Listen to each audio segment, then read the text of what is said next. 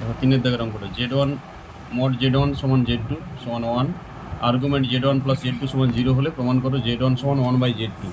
দেখো অঙ্কটা এই 3 অঙ্কটা আগের অঙ্কটার মতনই, আগের অঙ্কটা 2 অঙ্কটা ভিডিও দিয়েছি। দেখো z1 সমান z2 1 নিয়েছে, মানে মডটা 1 নিয়েছে। তাহলে আমি ধরি মডুলাস অ্যামপ্লিটিউড আকারে ধরে নিচ্ছি। দেখো বলো z1 সমান আমি কত ধরবো, আগের মতনই অঙ্কটা 1 cos থিটা, থিটাটা argument, plus i 1 sin theta. তো 1 লিখছি, 1টা লেখার দরকার নেই যেহেতু মডটা 1 দিয়ে দিয়েছি। আর জেডটুকু মডুলাস অ্যামপ্লিটিউড আকারে ধরে নেব। তাহলে বলো জেডটু কত ধরব, এটা থিটা 1 ধরবে, তাহলে এটা cos theta 2 plus i sin theta 2। ইয়ারও অ্যামপ্লিটিউড তো এই মডুলাস তো এক, তাহলে লেখার দরকার নেই কোনো, তাহলে এটা ধরে নিয়েছি আমি cos theta 1 i sin theta 1 cos theta 2 sin theta.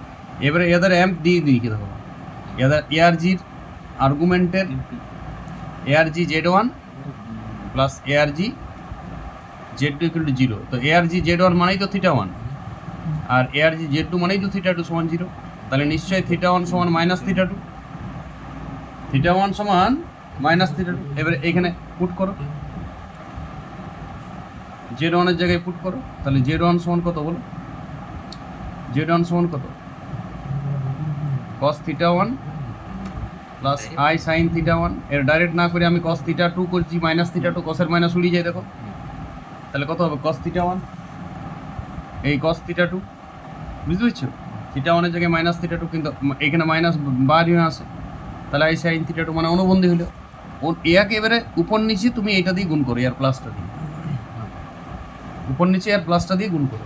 তাহলে উপরে গুণ করলে কত হবে বলো, cos square theta 2 plus sin square theta 2, দেখে নাও। আর নিচে কত হবে, cos theta 2 plus i sin theta 2।